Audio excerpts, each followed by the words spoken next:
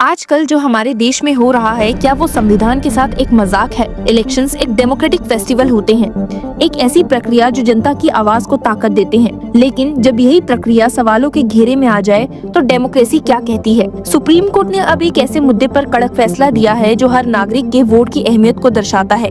आप तो जानते हैं कि कैसे काफी समय से इलेक्शन और इलेक्शन प्रोसेस को लेकर डाउट्स और कंसर्न्स देश के हर कोने में उठ रहे हैं। कई तो ऐसे हैं जो 2024 लोकसभा इलेक्शंस और फिर स्टेट असेंबली इलेक्शन से उठकर हाई कोर्ट और सुप्रीम कोर्ट तक पहुंच चुके हैं। हालांकि जहां कुछ केसेस सॉल्व हो गए और कुछ पर अब भी हियरिंग्स चल रही हैं, वहीं एक और ऐसा मुद्दा है जिसने सुप्रीम कोर्ट को एक स्ट्रिक्ट एक्शन लेने के लिए मजबूर कर दिया है। सिर्फ इतना ही नहीं, जब आप जानेंगे कि इस केस के फैक्ट्स क्या हैं, तो आप चौंक जाएंगे कि ऐसे कैसा हो सकता है और ये आपके वोटिंग राइट्स के साथ कितना बड़ा खिलवाड़ है। तो चलिए बिना देरी करते हुए इस लेटेस्ट कंट्रोवर्सी पर नजर डालते हैं और देखते हैं कि सुप्रीम कोर्ट का क्या स्टैंड रहा है। बात उत्तर प्रदेश के एक छोटे से गांव की है जहां ग्राम प्रधान इलेक्शंस किए गए थे जो 2021 में हुए थे। मगर ये छोटा सा चुनाव एक बड़े सवाल का कारण बन गया। क्या सच में हर वोट का महत्व है? आपको बता दूं कि चुनाव के फाइनल काउंट पर सवाल उठने लगे जब प्रिसाइडिंग ऑफिसर की डायरी गायब हो गई। जी हाँ, ये बहुत ही चौंकाने वाली बात है कि चुनावी प्रक्रिया का एक अहम हिस्सा होने के बावजूद ये डायरी कहाँ गई? ये एक बड़ी चाल थी या फिर एक इलेक्शन लैप्स? सुप्रीम कोर्ट ने वोट काउंटिंग की ट्रांसपेरेंसी पर सवाल उठाते हुए कहा, if the presiding officers records are missing and can not be verified, it can be found that the final conclusion is within the realm of क्वेश्चनेबिलिटी।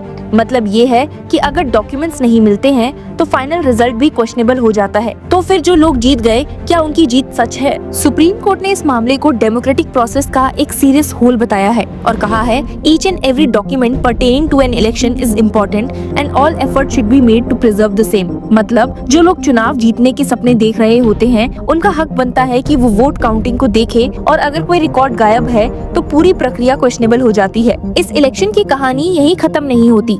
इस case में एक और शॉक देने वाली बात ये थी कि जो फाइनल वोट काउंट दिखाया गया था वो और ओरिजिनल काउंटिंग में अंतर था। एपेलांट को कहा गया कि कुल 1193 वोट काउंट हुए, लेकिन ऑफिशियल डिक्लेरेशन में ये संख्या 1213 बताई गई, यानी 19 वोट एक्स्ट्रा काउंट हो गए, जबकि जीत का अंतर सिर्फ 37 वोट्स का था। क्या ये सिर्फ एक रैंडम कैलकुलेशन एरर था या चुनावी सिस्टम में एक बड़ी धांधली का सबूत? सुप्रीम कोर्ट ने इस मामले को गंभीर बताया और कहा, however this court's concern lies away from who is in power and instead is in how one got to power. This process has to be in accordance with constitutional principles and established norms. If not, then such a person has to be deprived of the power and the decision making by the people must begin once more. मतलब ये मुद्दा सिर्फ जीतने या हारने का नहीं है, बल्कि इलेक्शन प्रोसेस की स्वच्छता का है। अगर 19 वोट्स गायब हो सकते हैं तो 190 और 1900 भी हो सकते हैं।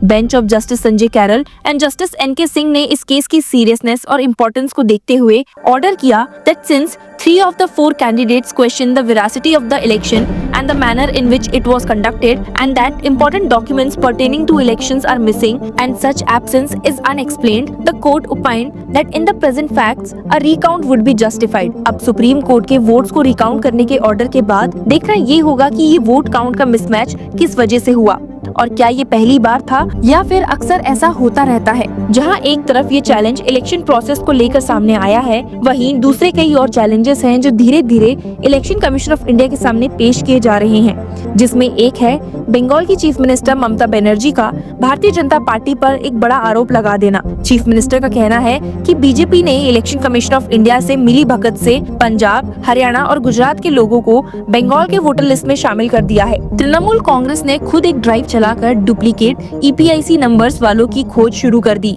एक ही वोटर के 2 राज्यों में नाम होने की बात सामने आई। जब ममता बनर्जी ने इस मुद्दे को उठाया तो इलेक्शन कमीशन ऑफ इंडिया को स्वीकार करना पड़ा कि उनके इलेक्टोरल रजिस्ट्रेशन सिस्टम में 2000 से गड़बड़ चल रही थी और ये भी बोला गया कि अगले 3 महीने में ये इशू सॉल्व कर दिया जाएगा। The commission said sample inquiry of over 100 electors reveal that electors with duplicate EPIC numbers are genuine electors.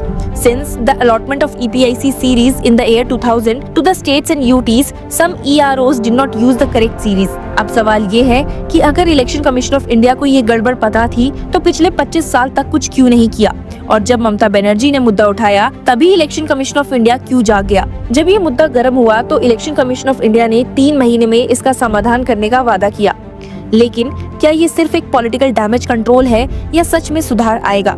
Election commission of India का कहना है कि अब हर वोटर को एक यूनिक नेशनल EPIC नंबर दिया जाएगा। डुप्लीकेट ID का मसला हमेशा के लिए खत्म हो जाएगा। लेकिन तृणमूल कांग्रेस का कहना है कि ये सिर्फ एक कवर अप है। TMC के MP साकेत गोखले ने एक बड़ा सवाल उठाया है। How was an incorrect series allegedly used when Election Commission of India's Handbook for Electoral Registration Officers has clear guidelines? अगर डुप्लीकेट वोटर ID का इशू 2000 से चल रहा था, तो इलेक्शन कमीशन ऑफ इंडिया ने 25 साल तक क्यों कुछ नहीं किया? क्या ये जानबूझकर होने वाली धांधली थी? रिसेंट केस में सुप्रीम कोर्ट का फैसला सिर्फ एक गांव तक सीमित नहीं है। ये पूरे भारत के इलेक्शन प्रोसेस पर प्रश्न चिन्ह लगाता है। जो देश सबसे बड़ा लोकतंत्र होने का दावा करता है, क्या उसके चुनाव सच में स्वतंत्र और निष्पक्ष हैं?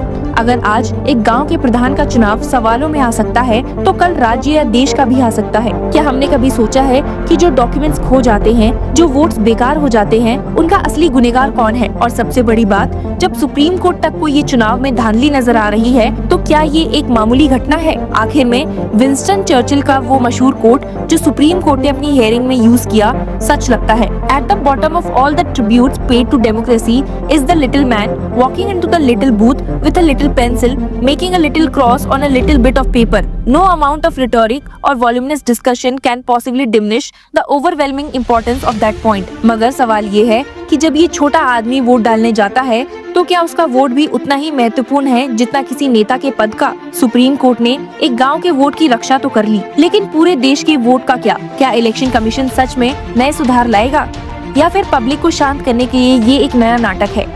क्या डुप्लीकेट वोटर ID का मसला सिर्फ एक टेक्निकल एरर था या एक बड़ी साजिश थी? अब फैसला आप करें, ये लोकतंत्र की जीत है या एक और धांधली की हार? आप क्या सोचते हैं? क्या सुप्रीम कोर्ट ने सही किया? क्या इलेक्शन कमीशन सच में सुधार करेगा? अपनी राय हमें कमेंट में जरूर बताइए।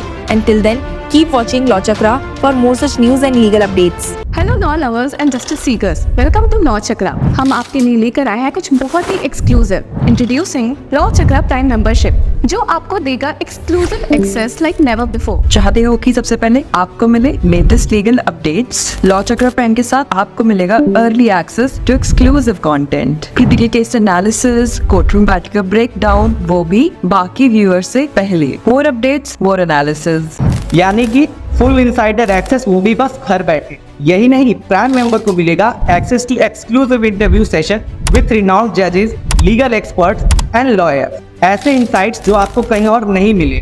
इसी के साथ अगर आप कभी सोचे कि हम कैसे लेकर आते हैं आपके लिए ये लीगल अपडेट्स, तो इसके लिए भी प्राइम मेंबर्स के लिए है हमारे पास एक special sneak peek behind the scenes of law chakra. Brainstorming session से लेकर ब्लूपर्स तक सब कुछ। In short, more content, more update and more analysis. Political legal controversies हो या इन डेप्थ लीगल सेशंस, सब कुछ आपको मिलेगा एट वेरी मिनिमल प्राइस। बनिए लॉ चक्र की प्राइम मेंबर और अनलॉक कीजिए full potential of legal knowledge. अभी ज्वाइन कीजिए।